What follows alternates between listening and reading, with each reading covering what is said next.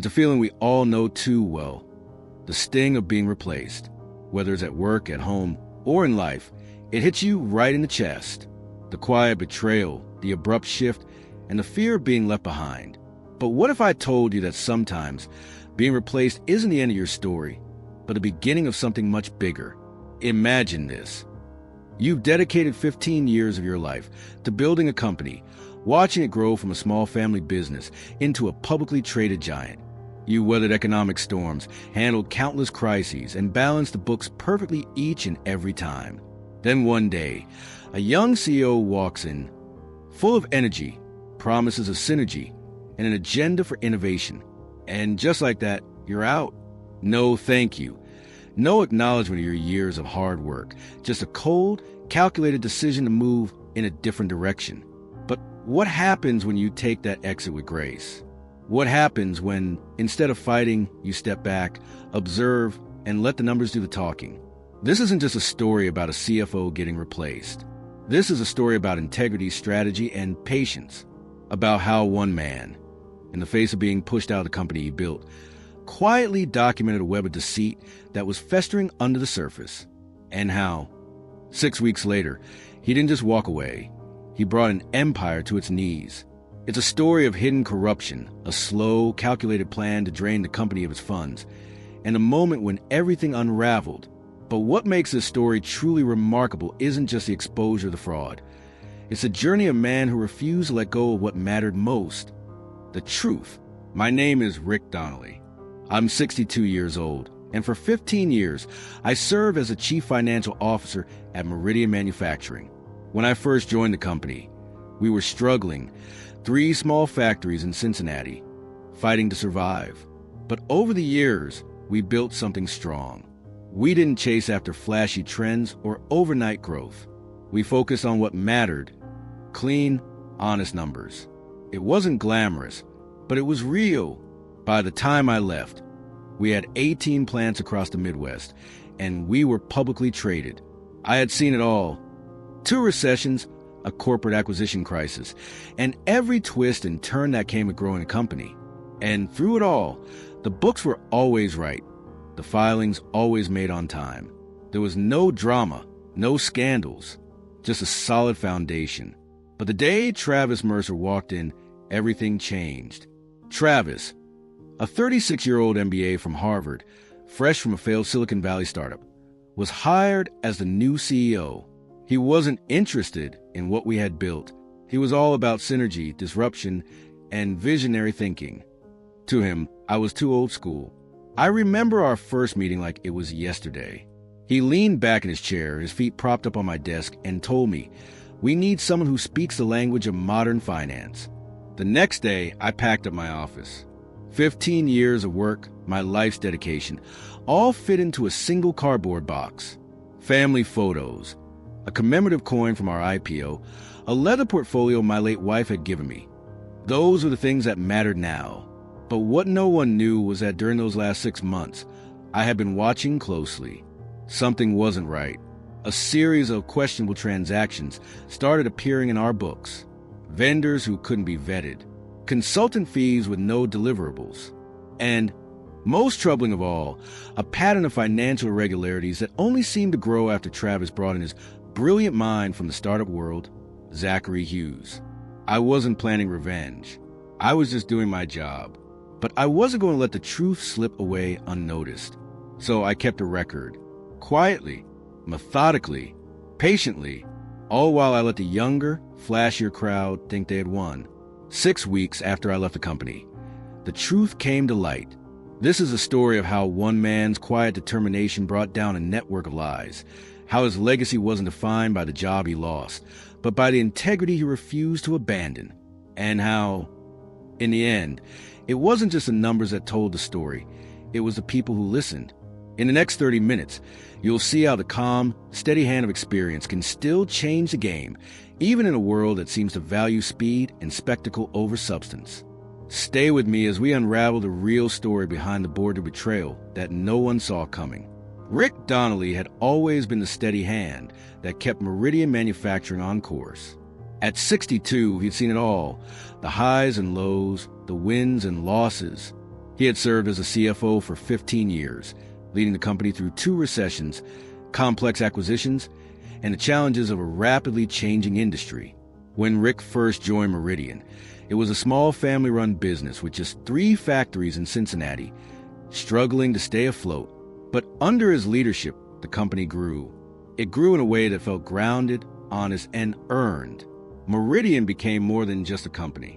It became a testament to Rick's work ethic and financial acumen. Through long hours, countless late nights, and tireless dedication, Rick helped turn Meridian into a thriving, publicly traded company with 18 plants across the Midwest. It wasn't flashy, but it was solid, reliable. Every balance sheet was perfect. Every filing was on time. And through it all, the company never missed a step. But here's the thing about success. It doesn't always last. And change? Well, change is inevitable. As Rick sat in his office on that fateful morning, staring at the company he had helped build, he couldn't shake the feeling that something was different. The world around him was changing at a pace he wasn't used to. The rapid rise of technology, the younger, bolder leaders, and the buzzwords that fill the air like synergy and disruption, these were things Rick hadn't focused on in his career. To him, business was about the numbers, the details, the integrity. But now, there was a new kind of leadership on the rise. The world was moving toward innovation, to new ways of thinking, and Rick felt that shift deep in his bones. It's often said that change is difficult for people in leadership positions who have been in their roles for a long time. Rick was no exception. He had worked for years within a tried and true system, a system that relied on patience, discipline, and meticulous planning. But the world was now being run by younger CEOs, full of energy and new ideas. These leaders were willing to take risks, embrace digital transformation, and throw out the old ways of doing business. They weren't interested in the numbers being right in the traditional sense. They wanted fast, bold, and often flashy solutions. As time passed, Rick found himself in the crossfire of this new mindset. He was too old school, a phrase that stung more than he was willing to admit. In the business world, this clash between the old guard and the new generation is common. Take, for example, the rise of companies like Blockbuster and Kodak, once giants in their industries. Blockbuster didn't adapt to the rise of digital streaming, and Kodak failed to see the potential in digital photography, sticking too long to their old business models. On the other hand, companies like Netflix and Instagram embrace innovation, leaving their older competitors behind. Rick had built a legacy, but as the landscape shifted, so did the expectations. And what would follow would be a journey that neither Rick nor anyone else at Meridian saw coming. When Travis Mercer arrived at Meridian Manufacturing, the winds of change blew through the halls like a storm. At just 36 years old, he was everything Rick wasn't: young, charismatic, and brimming with ideas.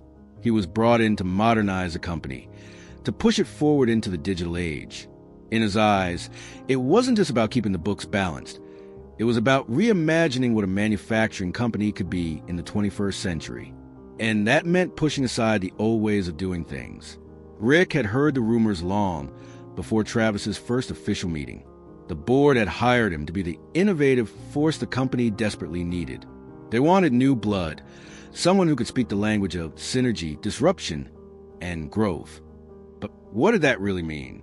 And what did it mean for Rick, who had spent years building a company grounded in integrity, patience, and careful financial management? The first meeting between Rick and Travis was, in many ways, the beginning of the end for Rick's tenure at Meridian. Sitting across from each other, with Travis comfortably leaned back in his chair, Rick could feel the tension. Travis was dressed in a sharp designer blazer, looking every bit the part of a modern CEO. His voice was confident, almost dismissive, as he told Rick, "You're just a little too old school for where we're headed. We need someone who can innovate." Rick, ever professional, kept his cool. He simply nodded, though the sting of the words lingered. He had spent 15 years building this company. And yet here was this young man, full of energy but with little understanding of what it had taken to get here. Travis wasn't interested in Rick's years of experience or the legacy he had built. He wanted someone who could talk tech, who could make quick, bold decisions that seemed to promise the moon. When a new CEO steps into an established company, they often face a steep learning curve.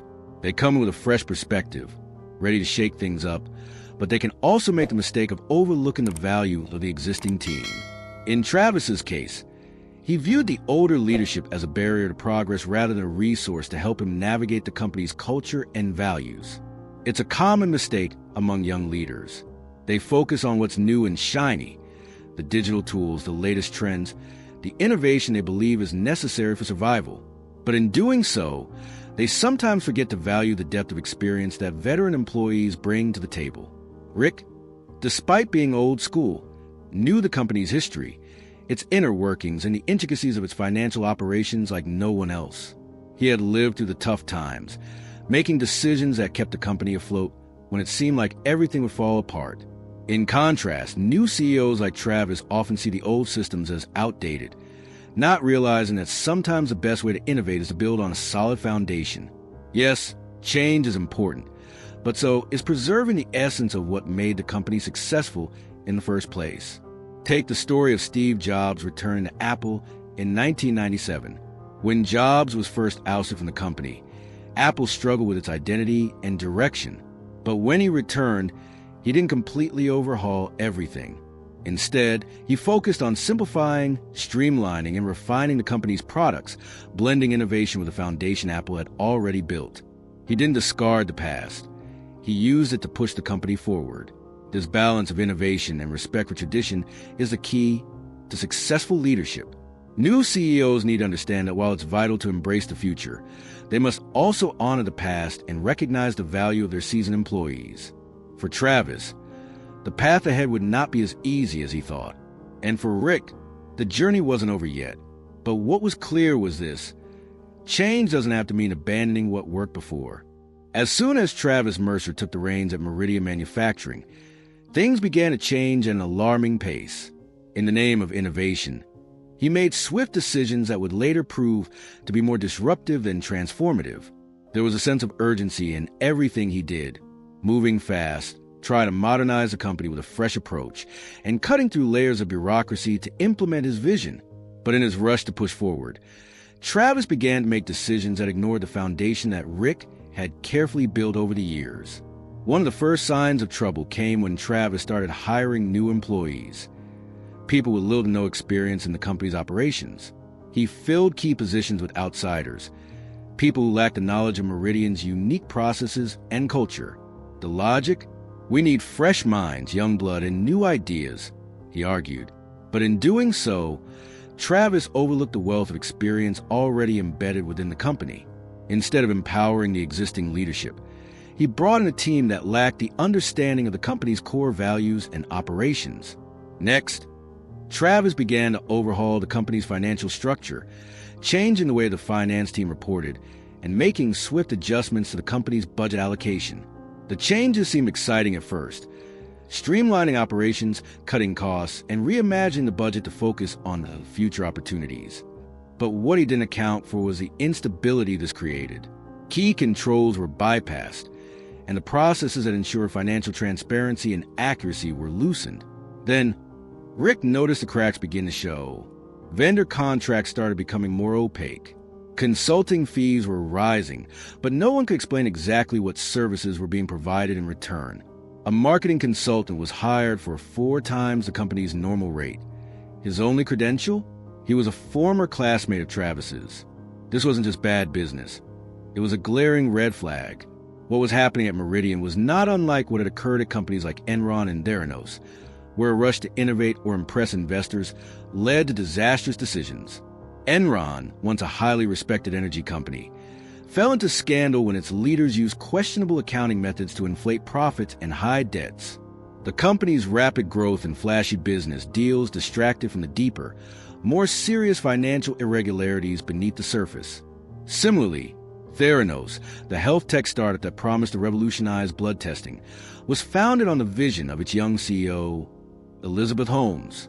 While the company's innovation seemed groundbreaking, it quickly became clear that they had bypassed critical safety checks and validation processes in their rush to market. Instead of focusing on real, reliable technology, they focused on press releases and flashy demos. In the end, the company's downfall was tied to its disregard for due diligence and accountability. The common theme in these stories? When leadership prioritizes speed over accuracy and innovation over integrity, the results can be catastrophic. At Meridian, Travis was chasing the idea of modernization without taking the necessary steps to ensure the company's operations were sound. His decisions were driven by a need to appear innovative, but they lacked the essential grounding in thorough evaluation and scrutiny. The biggest lesson here is simple, yet often overlooked. The failure to do your homework, to properly vet new decisions, and to implement controls for accountability can lead to financial ruin. Innovation is important, but it should never come at the cost of stability and reliability. In a rush to move fast, Travis bypassed the very practices that had kept Meridian successful for years: detailed financial reviews, vendor transparency, and careful decision-making. Just because something is new or innovative doesn't mean it's the right choice. There are shortcuts that can lead to significant consequences. This is where many leaders falter. They forget that real innovation doesn't mean throwing out the old, but rather finding ways to integrate new ideas within the existing framework of a successful business. Rick had always known this.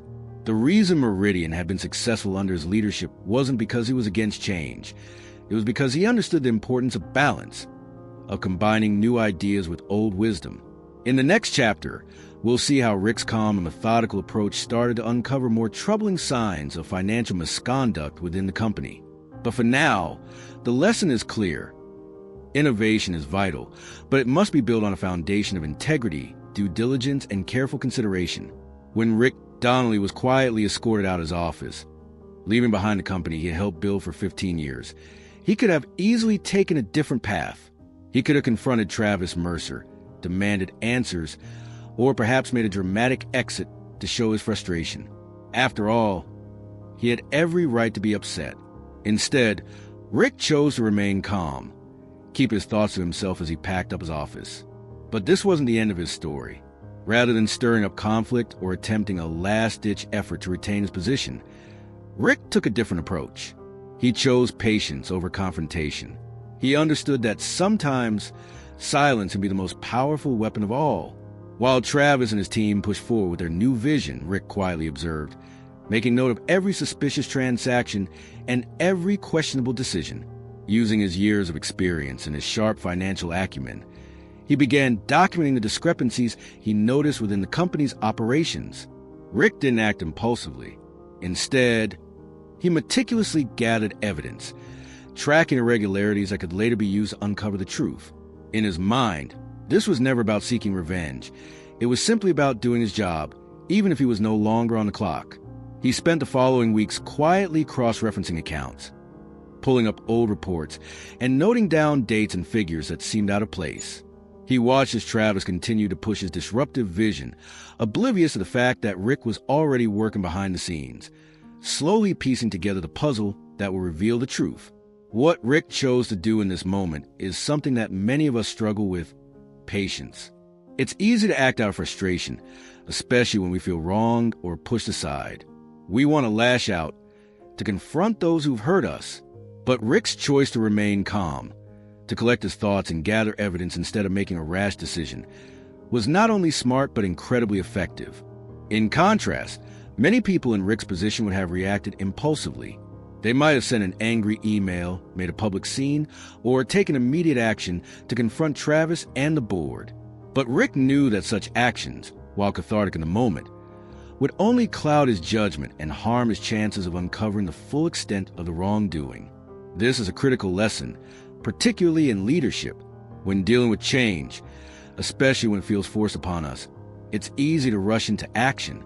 It's easy to assume that immediate confrontation will resolve the issue. However, often, the most effective way to deal with challenges, especially in a professional setting, is to take a step back, observe the situation, and respond strategically. Rick didn't let his emotions dictate his actions. Instead, he used his patience as a tool, allowing him to see things that others might have missed.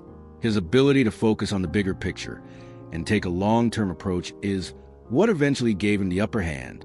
One real-life example that mirrors Rick's approach is the case of Warren Buffett, the legendary investor.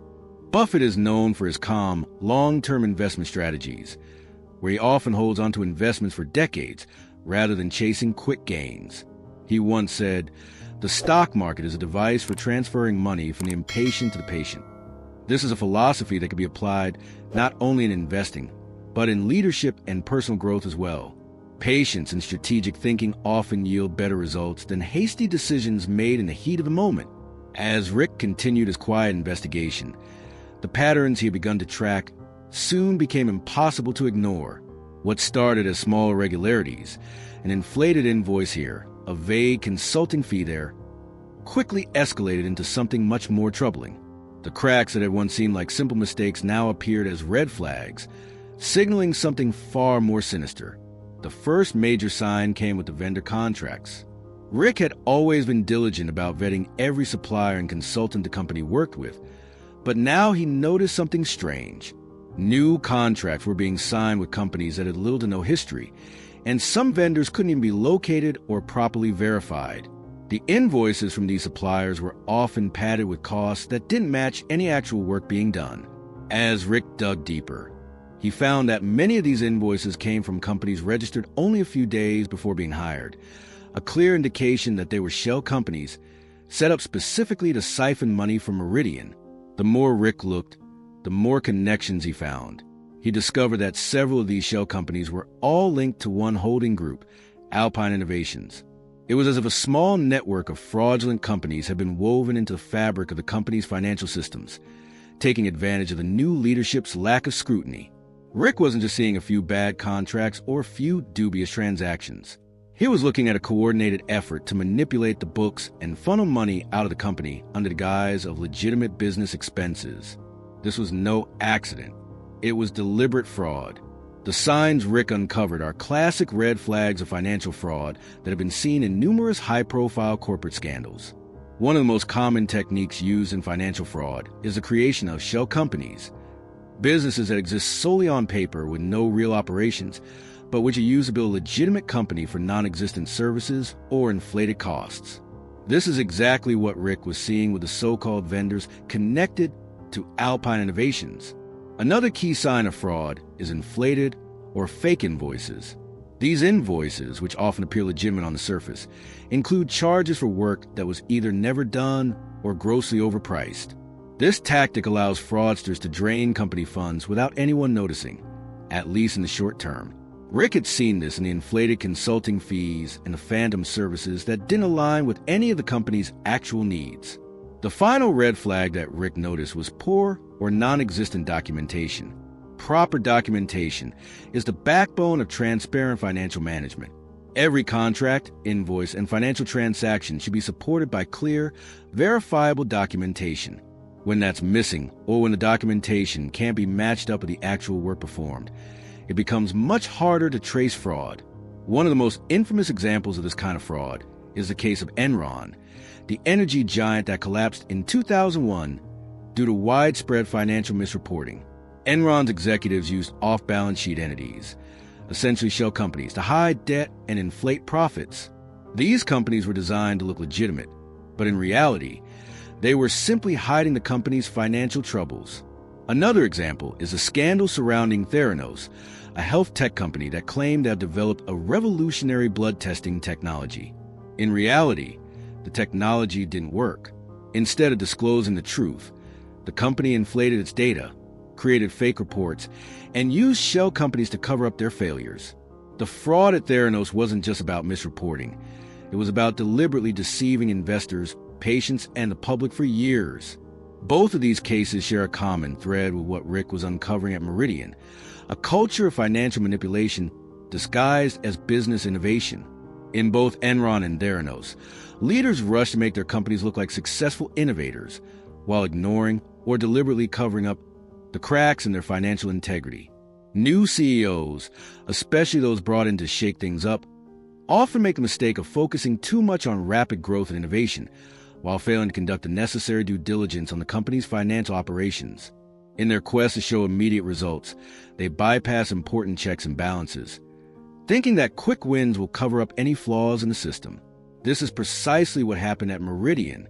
Travis Mercer was so focused on creating the illusion of progress and change that he neglected the importance of solid financial oversight. His emphasis on bringing in fresh ideas and his rush to push Meridian into a new era blinded him to the signs of financial malpractice that were lurking just beneath the surface. Before we dive deeper into the unfolding events, I want to hear from you. How do you feel about Rick's quiet approach to dealing with the situation? Would you have acted the same way? Or would you have taken a more direct confrontation? Do you believe patience and strategy can sometimes be more powerful than immediate action? Let me know your thoughts in the comments below. Your perspectives help make this journey even more meaningful, and I love hearing how you connect with the story. Don't forget to share any similar experiences you've had. Sometimes, the most unexpected actions lead to the biggest changes. Let's keep the conversation going. After Rick Donnelly left Meridian Manufacturing, he could have easily acted on his anger and frustration. After all, he had every right to feel wronged. His 15 years of hard work had been dismissed in an instant, and the very company he had helped build was now at risk due to the fraudulent actions of his new leadership. But Rick chose a different path, one that was thoughtful, strategic, and ultimately much more effective. Instead of making a dramatic public spectacle or seeking revenge, Rick remained focused on his goal, uncovering the truth and ensuring that those responsible for the scam were held accountable. His quiet, patient approach in the months following his departure was as calculated as it was powerful. Rick didn't rush to confront Travis or the board. Instead, he methodically gathered all the evidence he compiled during his quiet investigation. This wasn't just a personal vendetta. It was about protecting the integrity of the company and ensuring that the truth came to light. Rick knew that a well-organized, factual presentation would carry far more weight than an emotional outburst.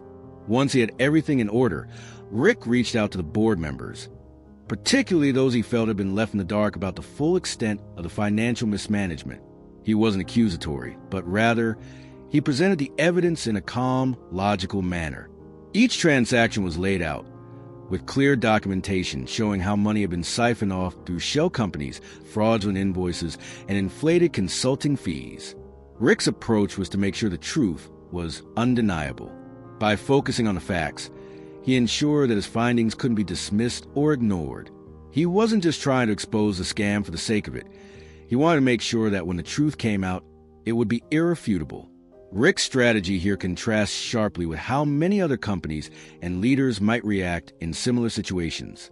When confronted with financial wrongdoing or corruption, many people act impulsively, whether by going public, leaking information to the media, or making a public spectacle of the issue. These actions, while emotionally satisfying, often come with unintended consequences, such as damaging reputations, alienating allies, or creating distractions from the real issue. Rick's decision to take a more calculated, strategic approach was a smart move. By reaching out to the board members privately, without creating a scene, he avoided putting anyone on the defensive. Instead of causing a rift, he opened up the possibility for constructive dialogue, giving the board members the opportunity to review the evidence without the pressure of a public showdown. This careful handling of the situation helped ensure that the scandal was dealt with internally, without unnecessary drama. It allowed the focus to remain on the facts and the larger implications of the financial fraud, rather than getting lost in a battle of egos or emotional outbursts. Rick's approach is reminiscent of how some of the most successful whistleblowers in history have handled their cases. Take the case of Sharon Watkins, the former Enron vice president, who was the whistleblower that exposed the company's massive accounting fraud.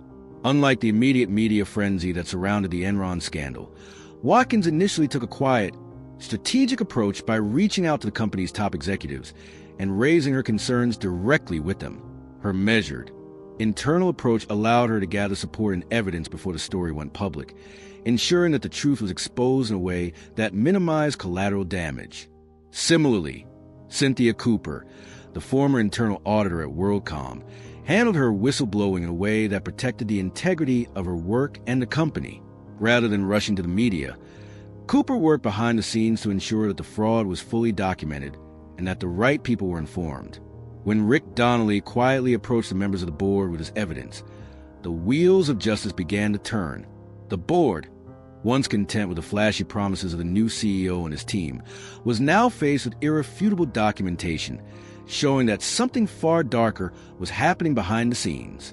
The fraud Rick had uncovered was too substantial to ignore, and an official investigation was launched. The investigation wasn't something that could be completed in a few weeks. It was a process that required patience, precision, and professionalism. Rick had already done the hard work of gathering the evidence, but now it was time for professionals to take over. The board hired external auditors and forensic accountants to comb through the company's books, verifying each transaction Rick had flagged and looking for further discrepancies.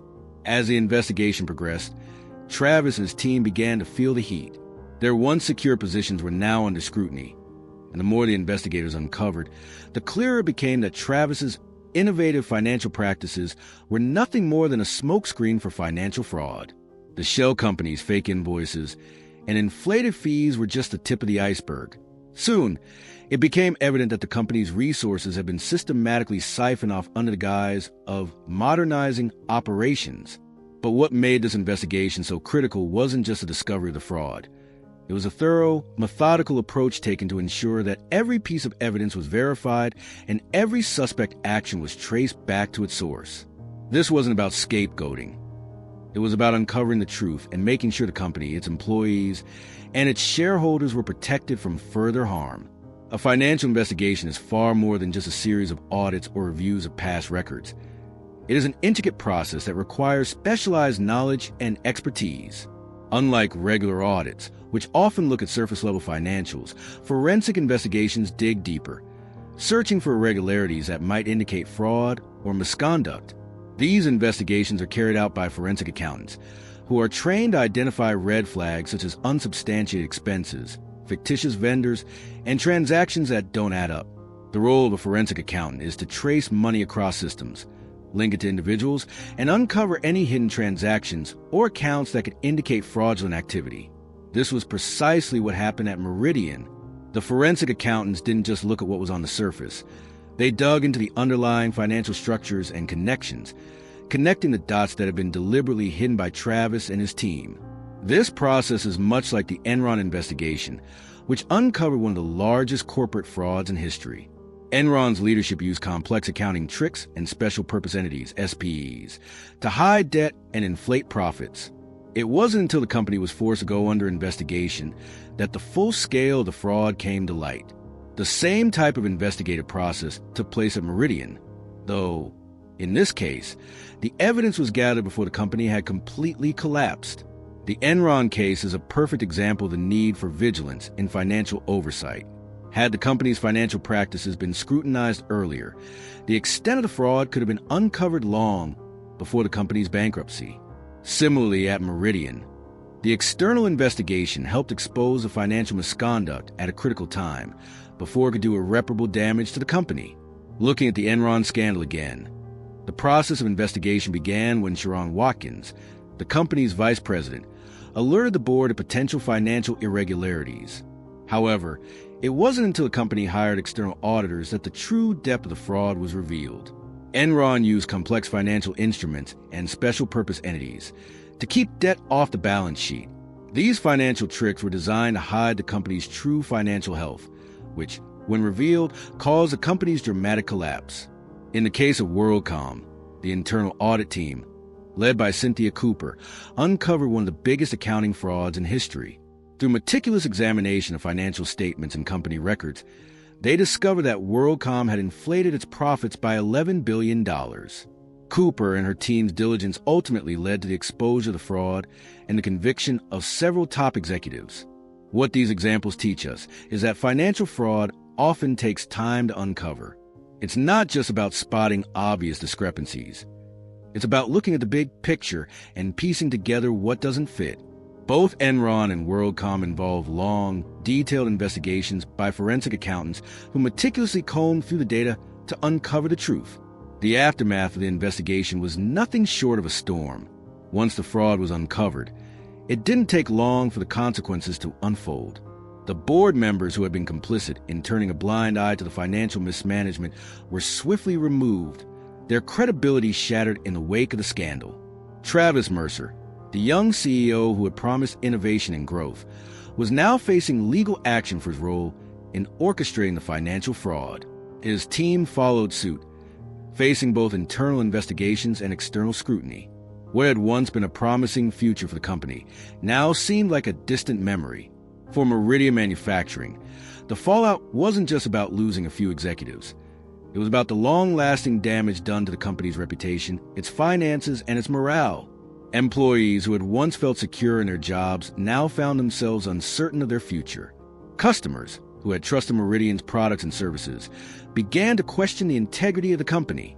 Investors who had poured money into the company's growth now found themselves on the losing side, their confidence in the leadership shattered. The financial stability of the company was thrown into disarray. With key leaders gone and trust broken, the company faced a crisis of management and process. The very systems that had once kept Meridian on track now seemed vulnerable, and restoring the company's financial integrity would take more than just new leadership. It would require a complete overhaul of their financial and operational structures. The fallout from the financial fraud at Meridian highlights the far-reaching consequences of corporate misconduct. While the immediate consequences were felt by the executives directly involved, the ripple effect was much broader. Employees, customers, and shareholders all felt the pain of the scandal. For employees, the loss of trust in leadership can have a profound impact on morale and productivity. Employees who had worked hard to build the company alongside Rick now found themselves questioning the integrity of the organization they had devoted their careers to. The uncertainty created by the scandal led to a drop in employee engagement and performance, as many fear for their jobs and their futures. For customers, the discovery of fraud is a betrayal of the trust they place in a company. When consumers learn that a company has been dishonest about its finances or operations, they often feel deceived. The resulting loss of customer confidence can be devastating, as they may choose to take their business elsewhere, leaving the company to pick up the pieces. And for shareholders, the impact is often the most immediate. As the company's stock price plummets and its future becomes uncertain, investors lose not only their money but their faith in the company's ability to recover. In Meridian's case, the fallout was severe. Its financial situation was deeply affected, and the company's reputation was tarnished for years to come. The collapse of Enron is a stark example of how financial fraud can destroy not just a company, but an entire industry's reputation. Enron's leadership falsified financial records to create the illusion of a profitable company, but when the truth came to light, it led to the company's bankruptcy, the loss of thousands of jobs, and billions of dollars in shareholder value. The trust between Enron and its stakeholders, employees, investors, and customers, was irreparably broken, and the company's failure had a ripple effect that hurt the broader energy market. Similarly, the Volkswagen emissions scandal demonstrated how corporate fraud can destroy not only financial stability, but public trust. Volkswagen, a company with a long history of engineering excellence, deceived regulators and customers by installing software to cheat emissions tests. When the scandal was exposed, the company faced massive fines, a plummeting stock price, and irreparable damage to its brand. Customers felt betrayed, and employees felt the weight of the company's shame. Both of these cases show that when a company's leadership engages in fraudulent behavior, the consequences reach far beyond just the individuals involved. The trust of employees, customers, and shareholders is fragile, and once broken, it's incredibly difficult to rebuild. After the storm had passed and the dust settled from the scandal at Meridian, Rick Donnelly found himself standing at a crossroads. The company he had spent so many years building had been forever changed, and although he had been instrumental in exposing the fraud that plagued it, he knew that his time there was over. Despite the possibility of returning as a consultant or taking on another high-paying corporate role, Rick decided to turn the page on that chapter of his life. Instead of returning to the world of boardrooms and stock prices, Rick made a bold decision. He chose a path that would allow him to find peace and fulfillment without the need for fame or fortune. Rick moved to Asheville, North Carolina, a quiet, picturesque town nestled in the Blue Ridge Mountains. Here, he left behind the hustle and bustle of corporate life and focused on something far more meaningful: helping others. He began working with nonprofit organizations, using his years of financial expertise to help them manage their budgets, optimize their resources, and most importantly, ensure that every penny spent went toward making a positive impact on the community. For Rick, this new chapter was more than just a career change. It was a rebirth. He had spent decades chasing success by the standards of the corporate world: promotions, raises, stock options. But in Asheville, he found something he had been searching for all along: peace. There were no high-pressure meetings, no daily battles with board members or investors. Instead, he worked with small, passionate organizations that were focused on making a difference in the world, rather than turning a profit. Rick had finally found a balance in his life that he had never known before. He could still use his talents and experience to make a difference, but now his work had a deeper purpose. For the first time in years, he felt truly satisfied, no longer motivated by the need to climb the corporate ladder or prove himself to others. Rick's shift from a high-powered corporate CFO to working with nonprofits represents a significant and inspiring transformation. In many ways, it symbolizes a shift from external validation to internal fulfillment. For years, Rick's identity had been tied to his role as a corporate leader, his success defined by the growth of Meridian and the recognition he received for his work. But after the scandal, Rick realized that true satisfaction doesn't come from accolades or climbing the corporate ladder. In contrast to the corporate world, where success is often measured by profit margins, stock prices, and competitive dominance, the nonprofit sector measures success by its impact on people's lives. Rick found joy in knowing that his work directly helped organizations that were making a real difference in their communities. It was a humbling and rewarding experience that allowed him to regain a sense of purpose that he had lost during the chaos of the corporate world. This shift also reflects a deeper understanding of what it means to live a fulfilling life. Rick had spent so many years in a fast-paced, high-stress environment, thinking that success and happiness were found in titles, paychecks, and recognition. But in the quiet mountains of Asheville, he discovered that true peace came not from external achievements, but from the internal satisfaction of knowing he was helping others in meaningful ways.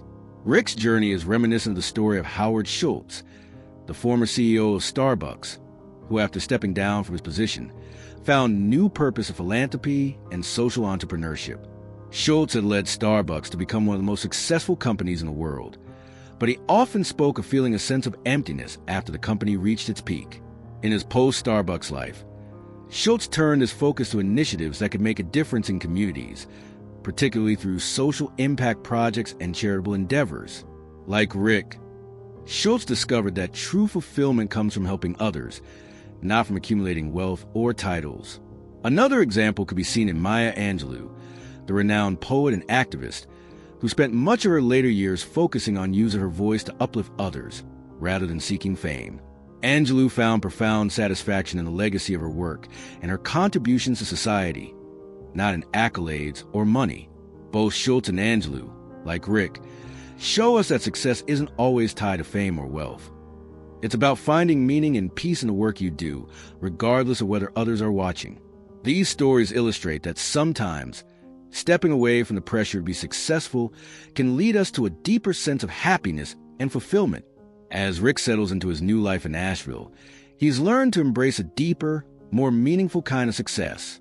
His story shows us that no matter where we are in life, it's never too late to change direction, find peace, and redefine what success means on our own terms. Thank you so much for sticking with me through this journey. Stories like Rick's remind us that no matter how difficult the circumstances may seem, there's always power in patience, integrity, and doing the right thing, even when no one is watching. The lesson here is simple. Sometimes, doing your job well and staying true to your values is all it takes to make a difference in the end. What do you think? How did this story make you feel? What lessons did you take away from it? I'd love to hear your thoughts in the comments below. And if you enjoyed this story, don't forget to hit that like button, share it with your friends, and subscribe to the channel so you won't miss the next amazing story. Thanks again for listening, and I'll see you in the next video.